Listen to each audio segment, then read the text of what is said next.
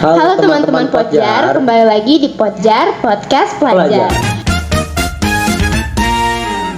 Dengan saya Sabina Adinda. Saya Ali Wiratmanegara. Dan pada kali ini kami akan mewawancarai salah satu orang yang sangat-sangat menginspiratif mungkin bagi anak-anak 67 yang ingin masuk Paskibraka.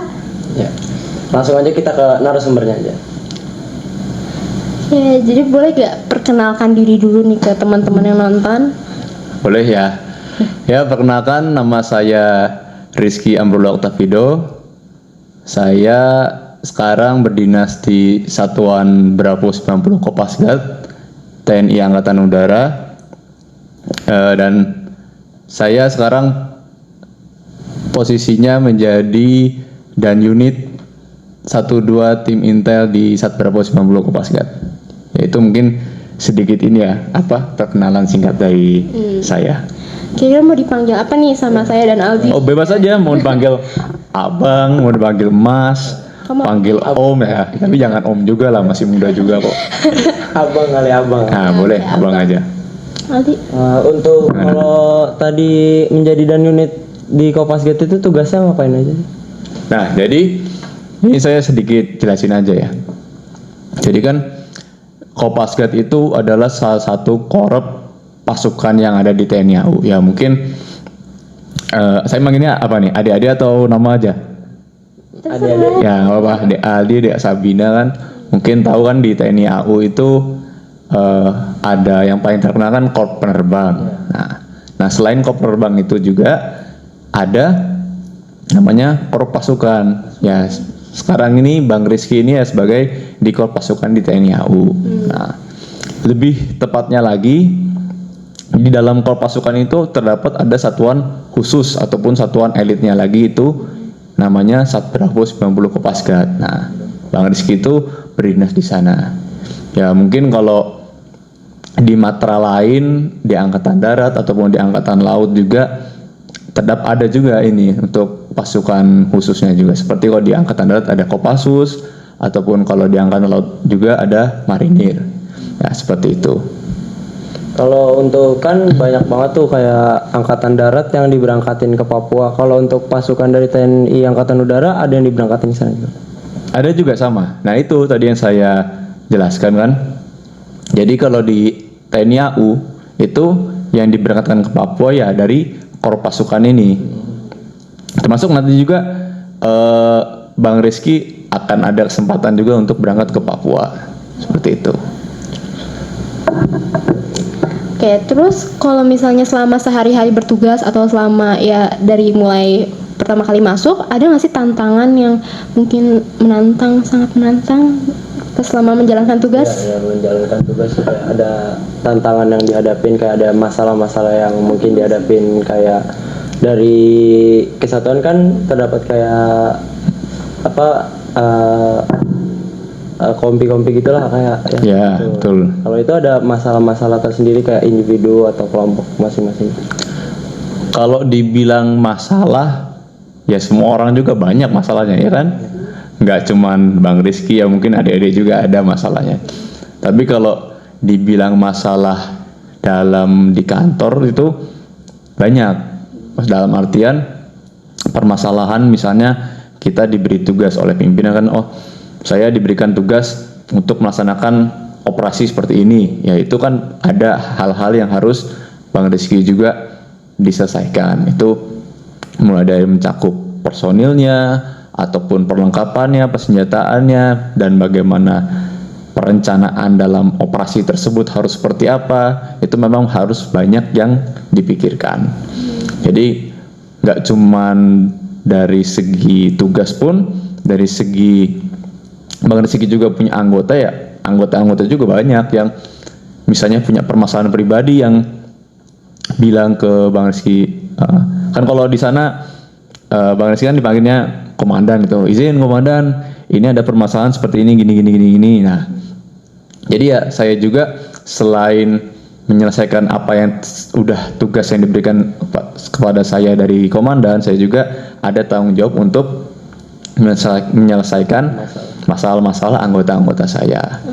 Itu yang di kantor. Kalau memang di kehidupan sehari-hari juga ada juga permasalahan seperti itu. Tapi kan bagaimana kita harus bisa memanage dalam kita mendapat masalah itu, bukannya malah jadi stres ataupun jadi wah dapat masalah nih gimana ya, kok gimana ya, hidup ini susah, terus jadi apa bisa dibilang minder gitu ya. Enggak, justru dapat masalah itu akan membuat kita belajar, kita dapat suatu permasalahan seperti ini nih, gimana kita cara menyelesaikannya. Ya memang butuh proses untuk menyelesaikan itu kan, butuh proses, butuh pengorbanan, butuh kesabaran juga kan. Namanya kalau kita dapat suatu permasalahan kan kadang-kadang istilahnya di hati kita ini kan, wah kok kayak gini banget ya, kok kayak gini ya kan.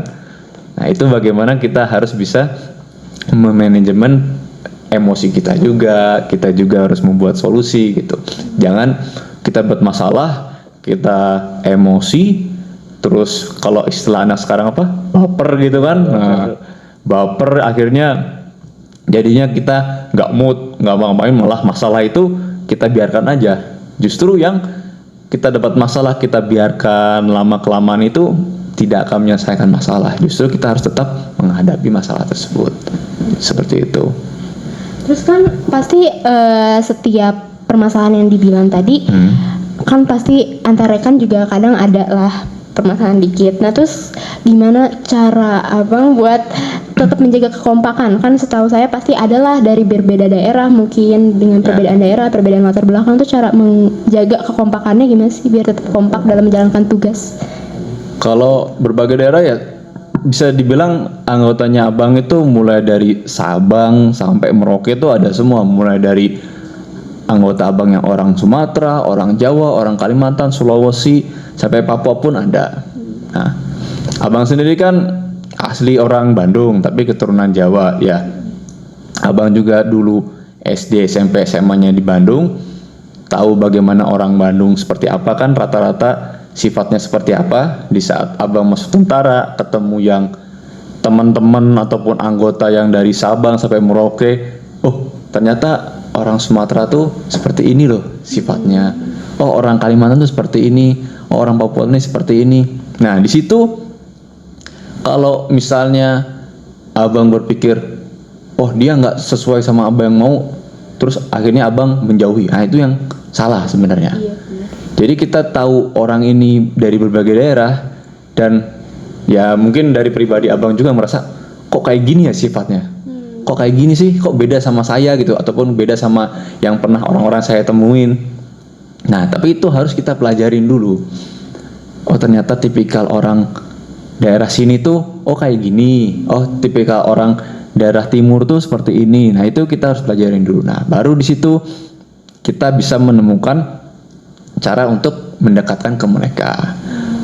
Jadi nggak bisa, saya biasanya kenal sama siapa nih, Aldi itu saya kenalannya seperti ini, tapi saya nggak bisa sama ini, misalnya kayak kenalan sama Desa Bini itu nggak bisa. Jadi kita harus pelajarin dulu, mereka kepribadiannya seperti ini, kita dekati dulu, kita ikutin mereka tuh seperti apa kan. Nah di situ kalau mereka sudah punya istilahnya simpati ke kita, baru kita sedikit demi sedikit membangun untuk solidaritas ataupun kekompakan. Dan namanya kekompakan ataupun solidaritas kan itu butuh proses yang panjang juga. Nggak bisa kita awal kenal tiba-tiba deket sama kita kan, enggak. Otomatis kita harus sering berinteraksi, kita harus sering menjalin komunikasi, silaturahmi juga kan sama mereka. Dan pada akhirnya lama-kelamaan mereka juga punya simpati ke kita. Yang jadinya kalau di satuan abang itu yang sangat dipentingkan, karena abang juga nggak bisa melaksanakan tugas itu sendiri. Jadi memang butuh anggota yang membantu abang. Nah dengan abang menerapkan seperti tadi, ya akhirnya anggota-anggota abang ataupun rekan-rekan abang, senior-senior abang juga bisa klop, bisa menjadi kompak untuk melaksanakan tugas yang diberikan ya. Alhamdulillah kalau memang itu sudah tercapai, kita mau dikasih tugas seberat apapun juga kita siap. Seperti itu. Kalau dalam tugas lapangan yang paling berat mungkin kayak ada perbedaan pendapat dari antara anggota-anggota abang itu mungkin Nah, kalau misalkan itu tugas lapangan. perbedaan pendapat itu sangat sering abang temukan. Hampir di setiap saat itu, misalnya contoh, saya maunya A, tiba-tiba anggota abang, izin komandan, gimana kalau kita B? Terus ada satu lagi, izin komandan, bagaimana kalau kita berbuat seperti C? Nah, itu kan butuh kita juga memahami. Jangan istilahnya kita keras kepala, oh saya maunya A, harus A juga, semuanya harus ikut. Karena belum tentu apa yang abang mau, apa yang abang inginkan itu yang terbaik untuk abang maupun ke seluruh anggota. Makanya kalau misalnya setiap abang memberikan arahan ataupun perintah, ya sekarang kita melaksanakan seperti ini. Gimana? Ada usul sama saran? Misalnya ada yang jawab, mau izin dan izin saran seperti ini, bagaimana lebih baiknya seperti ini dan gini. Oke, ditampung. Ada lagi yang saran, oh siap dan, bagaimana kalau seperti ini dan, oke, kita tampung. Nah, disitulah kita harus punya istilahnya memahami dulu, ini saran-saran dari anggota ini bagus atau enggak. Pahamin dulu, oh saran dari anggota yang satu itu ada benernya juga. Oh saran yang kedua ini kayaknya dia hanya mementingkan dirinya sendiri. Nah kita harus bisa memahami itu. Oh akhirnya arahan dari saya tadi dengan saran yang dari anggota sepertinya bagus juga nih, kita gabungkan. Nah akhirnya kita mendapatkan bisa dibilang win-win solution. Jadi apa yang saya perintahkan terlaksana, apa yang anggota saya mau juga tetap terlaksana, seperti itu. Tapi kalau misalkan kan banyak nih dari SMA 67 juga kan yang mau daftar tuh. Kalau mau daftar tuh apa aja sih yang harus disiapin, terus kayak susah nggak sih kalau masuk? Kan banyak yang bilang susah, terus kayak sekarang tuh kan lagi banyak yang bilang kalau masuk tuh harus ada uang lah segala macam kayak gitu. Ya, kalau sekarang kan untuk persyaratan pendaftaran kan sudah bisa diakses di internet kan. Mulai dari persyaratan administrasi, persyaratan kesehatan ataupun jasmani itu rata-rata sudah disampaikan untuk standar-standarnya juga.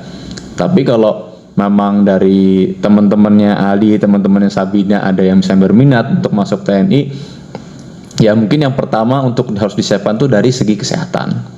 Karena kesehatan itu dari kita lihat secara visual kan sehat nih. Misalnya saya lihat di Aldi secara visual kan sehat-sehat aja, tapi belum tentu kalau saat dicek kesehatan. Mungkin pas saat dicek kesehatan ada kendala ataupun ada ternyata yang penyakit yang sudah lama terjangkit tapi tidak terdeteksi. Nah, itu yang perlu pertama harus kita cek terlebih dahulu, itu masalah kesehatan. Misalnya kita udah cek kesehatan, dicek, alhamdulillah misalnya tidak ada kendala, baru kita persiapkan yang lainnya juga. Tapi misalnya dari kesehatan, oh ada remark ataupun ada diagnosa penyakit ini harus disembuhkan terlebih dahulu. Nah kita benahi dulu, kita obati dulu.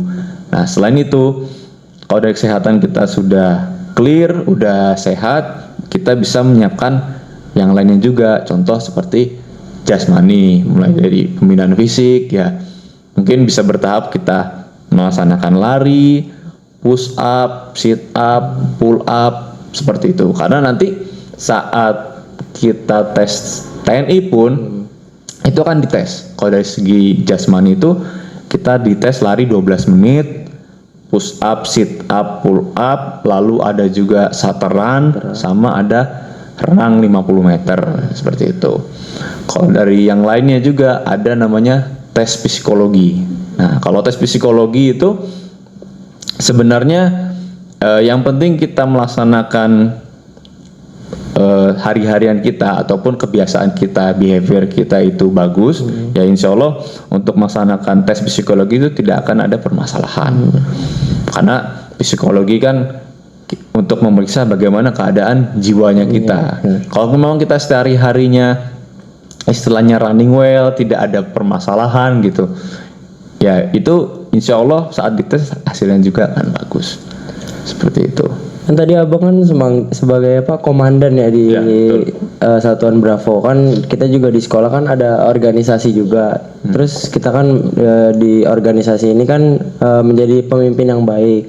Pertanyaan saya kayak pemimpin yang baik itu kan harusnya kayak gimana sih kalau untuk mendorong anggota-anggotanya untuk agar sukses menjalankan sebuah acara gitu. Ya, kalau bisa dibilang pemimpin yang baik itu caranya banyak, karena namanya seorang pemimpin itu adalah seni. Jadi misalnya abang itu kepemimpinan abang seperti ini, ataupun nanti DAD memimpin suatu organisasi seperti ini, yaitu menurut orang pendapatnya berbeda-beda. Jadi kalau menurut abang seperti ini bagus, ataupun DAD memimpin organisasi seperti itu bagus, ya udah itu istilahnya bisa dibilang seninya kita masing-masing. Tapi kalau yang saya selama berdinas terus saya pahami itu, pada intinya kalau memang kita menjadi seorang pemimpin yang baik itu bagaimana kita bisa mendengarkan aspirasi dari anggotanya kita. Yang tadi abang bilang, belum tentu apa yang abang inginkan ataupun abang perintahkan itu baik. Terkadang kan namanya manusia juga bisa salah kan, namanya manusia juga bisa berbuat salah. Makanya kita juga butuh pendapat dari anggotanya kita. Bisa dibilang nggak seharusnya, oh saya maunya A, semuanya harus ikut A. Nggak ada yang toleransi, nggak ada yang ngasih pendapat. Harus kalau saya maunya A seperti ini, semuanya harus ikut. Nah itu nggak bisa. Nah namanya pemimpin kita harus bijak. Kita harus bijak bagaimana kita bisa membawa anggota, kita bisa membawa rekan-rekan kita yang dengan pemikiran yang berbeda-beda, istilahnya dengan otak yang berbeda-beda. Nah, bagaimana kita bisa menyatukan mereka itu? Nah, itu yang bisa dibilang menjadi seorang pemimpin yang baik. Nah, gitu. Terus kalau abang pas dulu sekolah kan nih kan kayak kita nih, misalkan kita kayak ikut organisasi dulu, ikut organisasi kayak mungkin OSIS atau Paskibraka mungkin. Kalau abang dulu itu SMA pernah ikut Paskibra, abang. Ya, Paskibra. Abang kan sekolah di Bandung, Paskibra. Nah, jadi lucu juga dulu abang, ini sedikit cerita juga ya. Jadi dulu abang waktu SMP itu sudah pernah ikut Paskibra juga. Nah, waktu saat abang SMA, abang tuh udah males lah, ngapain lah ikut Paskibra, saya udah tahu kerjaannya baris berbaris, panas-panasan kan, langkah tegap segala macam. Pas abang SMA tuh udah abang nggak mau ikut organisasi Paskibra.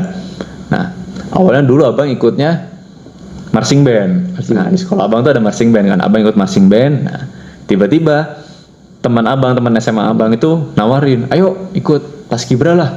Saya udah bilang, enggak, malas. Saya udah SMP udah ikut Paskibra, ngapain capek-capek lagi. Terus dibujuk terus sama teman saya nih, udah nggak apa-apa, ayo ikut aja terus, ikut. Kan kamu juga udah punya basicnya lah, di SMP udah pernah ikut Paskibra, pasti kamu istilahnya bisa membantu lah organisasi Paskibra di SMA ini. Akhirnya saya pikir-pikir, kebujuk juga kan, yaudah ikut Paskibra. Nah ternyata saya ikut Paskibra, ada seleksi Paskibraka Kota Bandung. Udah itu abang ikut seleksi aja. Di situ abang nggak berpikir, abang pengen lulus gitu, itu enggak. Ikut aja, ikut tes seleksi kan. Nah seleksi Paskibraka Kota Bandung kan kita seleksinya ngelawan seluruh SMA yang ada di Kota Bandung. Itu sampai sekitar 600 pesertaan itu, saya masih ingat, sekitar 600 peserta dari seluruh siswa yang ada di Kota Bandung. Seleksi ikut semua, selesai. Nah tiba-tiba pas diumumin, abang terpilih jadi calon Paskibraka Provinsi Jawa Barat. Kaget gitu abang, yang bener nih saya kok kepilih jadi Paskibraka Jawa Barat kan. Istilahnya saya mewakilkan Kota Bandung untuk seleksi di tingkat provinsi. Ya, disitulah abang ikut seleksi tingkat provinsi. Nah disitu abang belum kepikiran nih mau berpikir untuk ke tingkat yang selanjutnya, belum. Ya udahlah, abang dapat tanggung jawab seperti itu, ya abang laksanakan aja, ikut. Nah dan saat abang seleksi Paskibraka provinsi itu, abang melawan putra-putri terbaik dari tiap-tiap kota yang ada di Provinsi Jawa Barat. Dah itu abang ikut seleksi juga. Saat selesai, tiba-tiba pas diumumin, abang jadi calon paskibraka nasional dari Jawa Barat. Nah kalau waktu itu abang kan sekitar tahun 2014 kalau nggak salah. Tahun 2014 itu, jadi setiap provinsi mengirimkan 4 calon, 2 putra, 2 putri untuk diseleksi di tingkat nasional. Nah disitulah baru abang kepikir tuh, wah udah sampai titik ini, jangan sampai abang gagal gitu kan, jangan sampai abang balik lagi ke provinsi ataupun kalah sama saingannya abang. Ya saingannya abang kan istilahnya bisa dibilang teman abang sendiri. Sama-sama dari Jawa Barat, sama-sama kenal juga, ikut seleksi bareng-bareng sama abang. Sekarang di tingkat nasional malah jadi musuh kan. Ya mau gimana lagi, namanya kita berkompetisi kan, ya kita tunjukkan yang terbaik. Tapi di situ abang bukan berpikir, oh abang harus lulus jadi paskibraka nasional. Bagaimana caranya gimana abang bisa lulus, harus menghalalkan segala cara. Enggak, abang nggak berpikir seperti itu. Abang berpikirnya bagaimana abang bisa lebih baik daripada teman abang, yaitu abang berusaha semaksimal mungkin. Mulai dari rangkaian tesnya abang berusaha semaksimal mungkin. Abang sampai di sana waktu itu seleksi paskibraka nasional tuh di daerah Cibubur di Jakarta sini kan. Seleksi dengan putra-putri terbaik tiap-tiap provinsi kan. Seleksi semuanya, saat diumumkan, alhamdulillah abang terpilih menjadi paskibraka nasional mewakili Jawa Barat seperti itu. Nah setelah lulus seleksi, abang langsung ikut pelatihan juga kan, kurang lebih itu 1 bulan lah, 1 bulan. Nah di situ abang juga nggak pernah berpikir, oh abang harus di posisi yang bagus kan, ada tuh yang jadi komandan pasukan 17 ataupun jadi pengibarnya kan. Nah abang nggak pernah berpikir situ juga. Ya udah abang namanya latihan aja yang maksimal mungkin, semaksimal mungkin. Nggak malas-malesan, nggak ngeluh gitu. Ya udah ikutin aja. Nah ternyata alhamdulillah abang jadi komandan kelompok 8 di paskibraka nasional. Ya mungkin nanti kalau misalnya ada waktu, adik-adik bisa lihat tuh. Kalau abang itu tugasnya di penurunan paskibraka nasional tahun 2014. Nah nanti pas nurunin bendera ada abang itu situ.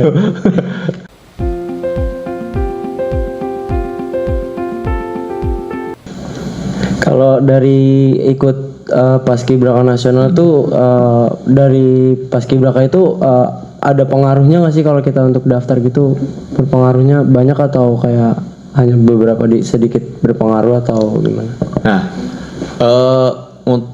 jadi kalau kita mau daftar TNI itu kan di bagian administrasi itu kita bisa melampirkan prestasi kita.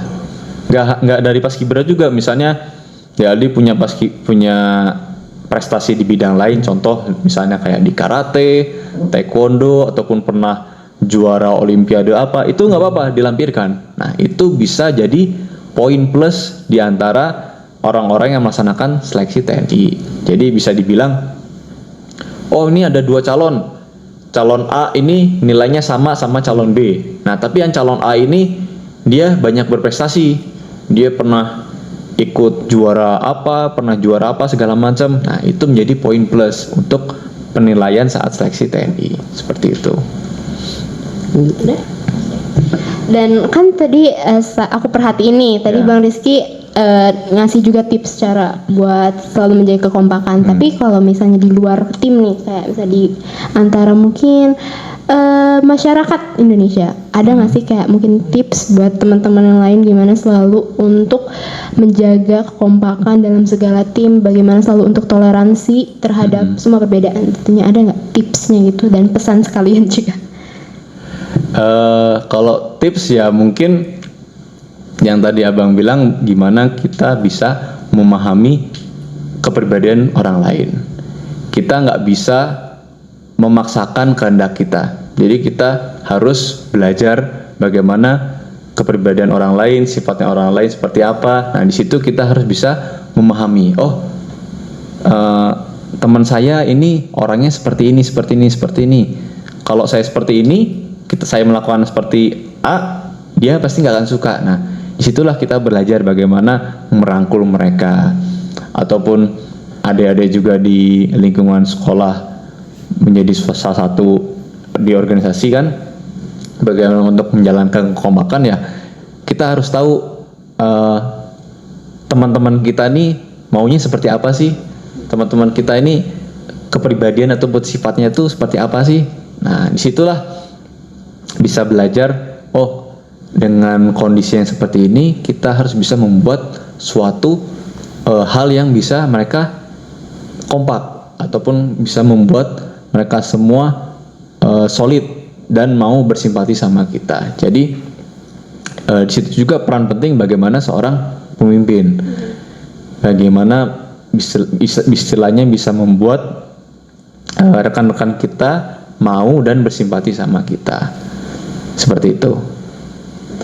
Tapi kan kadang kita kan juga setiap tadi yang ada masalah kan, misalkan kita udah ngehargain mereka tapi kayak merekanya kurang menghargai keberadaan kita sebagai pemimpin kayak gitu kadang.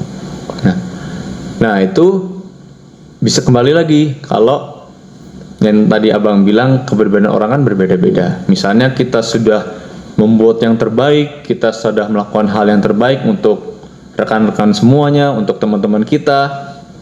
Tapi teman-teman kita masih bilang, istilah bisa dibilang apa?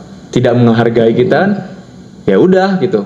Biarkan aja, jangan kita malah ngejudge dia. Saya udah berbuat seperti ini, kamu kok nggak ngehargain saya? Nah, kamu kalau melakukan seperti itu ataupun ada bilang kayak gitu, nanti malah mereka berpikir, ini kok dia bekerja kok malah bisa dibilang apa? Pamrih gitu loh. Berbuat seperti ini, kamu kok pengennya disanjung. Kamu melakukan seperti ini kok kamu pengennya dihargai. Ya, kita sebagai namanya pimpinan nggak boleh seperti itu.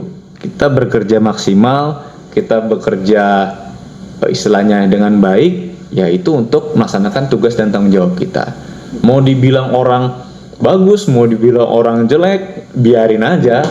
Itu kan namanya orang kan punya pendapatnya masing-masing. Ya udah, sekiranya kalau kita berbuat hal yang baik, berbuat hal yang benar, mau apapun itu dibilang sama orang, biarin aja. Gak usah terpengaruh. Jangan jadi kamu udah berbuat baik, ternyata kamu lihat teman-teman adik-adik nih, kok nggak ada yang ngargain saya. Udahlah, saya malas berbuat hal baik. Akhirnya saya ikut-ikutan malas-malasan gitu. Nah, nggak boleh kayak gitu. Kita udah berbuat baik, kita udah berbuat yang benar. Sejelek-jeleknya kalau tidak ada yang menghargai kita, biarin aja. Karena kita juga nggak butuh validasi dari teman kita kan. Apa yang kita laksanakan ini adalah wujud tanggung jawabnya kita terhadap tugas yang diberikan. Seperti itu paling. Terus ini pertanyaan terakhir. Nah, sebagai masyarakat Indonesia nih dan juga sebagai TNI, apa arti Bhinneka Tunggal Ika bagi Abang Rizky? Bhinneka Tunggal Ika kan Beda-beda. berbeda-beda tetapi satu kan. Nah, yaitu kalau menurut abang pribadi apalagi di lingkungan TNI ya, di lingkungan TNI itu suatu hal yang harus kita pegang teguh. Bhinneka Tunggal Ika berbeda-beda tapi tetap satu. Karena abang di dalam TNI tidak hanya satu daerah aja. Mulai dari rekan-rekan abang, senior-senior abang, anggota abang itu dari berbagai daerah, dari berbagai budaya maupun dari berbagai agama juga. Kita nggak bisa, saya Islam, teman saya ataupun rekan saya ini non Muslim, saya nggak mau dekat sama dia. Nggak bisa kayak gitu, nggak bisa. Karena apa? Ya justru dengan perbedaan itu kita akan saling memahami. Yang tadi abang sering ulang-ulang kan, itu akan menjadi kita saling memahami dengan rekan-rekan kita. Gimana kita bisa empati dengan teman kita, nanti mereka juga bagaimana berempati dengan kita juga. Selain itu juga hal yang menurut abang bagus itu dengan kita berbaur dengan rekan-rekan dari berbagai daerah, jadi kita tahu, ternyata di daerah Sumatera ini budayanya seperti ini. Oh, di daerah Makassar ini budayanya seperti ini. Jadi wawasan kita lebih maju lagi, wawasan kita lebih luas. Seperti itu. Jadi tadi kita hampir setengah jam mungkin kita ngobrol bareng, sangat-sangat menginspiratif apalagi bagi Aldi. Yang mau daftar TNI juga, yang mau ikut organisasi. Sangat-sangat itu, dan juga kita kebetulan minta bantuan kepada narasumber kita ini di hari pertama dikasih tugas dan itu sangat langsung mau lagi. Sangat membantu banget. Terus kalau udah, baik, terima kasih untuk juga Bang Rizky dan juga terima kasih untuk teman-teman yang nonton. Sampai ketemu di Podjar selanjutnya. Dadah.